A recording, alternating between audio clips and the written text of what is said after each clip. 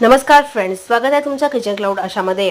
आज मी घेऊन आलेले आहे मिनी चोको लावा केक। तर याच्यासाठी मी साहित्य घेतलेलं आहे, एक पूर्ण फुल कप कोमट दूध घेतलेलं आहे, ते त्याच्यात मिक्सिंग बाउलमध्ये काढलेलं आहे। अर्धा कप मी मेल्ट केलेलं बटर घेतलेलं आहे आणि पाऊण कप मी हे पिठी साखर घेतलेलं आहे। हे मिश्रण छान मिक्स करून घेतलेलं आहे।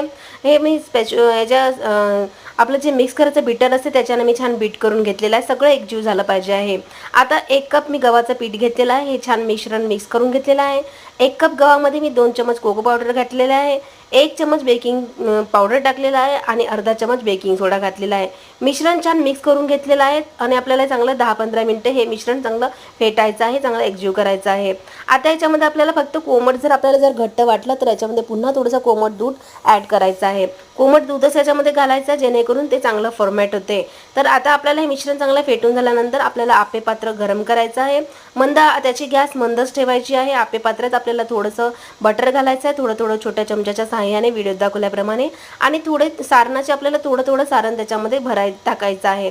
आणि मध्यंतरी आपल्याला चॉकलेटचा तुकडा जो आपल्याकडे अवेलेबल असेल तो चॉकलेट आपण त्याच्यामध्ये घालायचा आहे। मी याच्यामध्ये कॅडबरीचे छोटे तुकडे करून त्याच्यात घातलेले आहे आणि वरतून पुन्हा तेच सारण त्याच्यामध्ये टाकलेलं आहे आणि याला पुन्हा झाकून ठेवलं आहे आणि 10-15 मिनिटे चांगलं बेक होऊ दिलेलं आहे।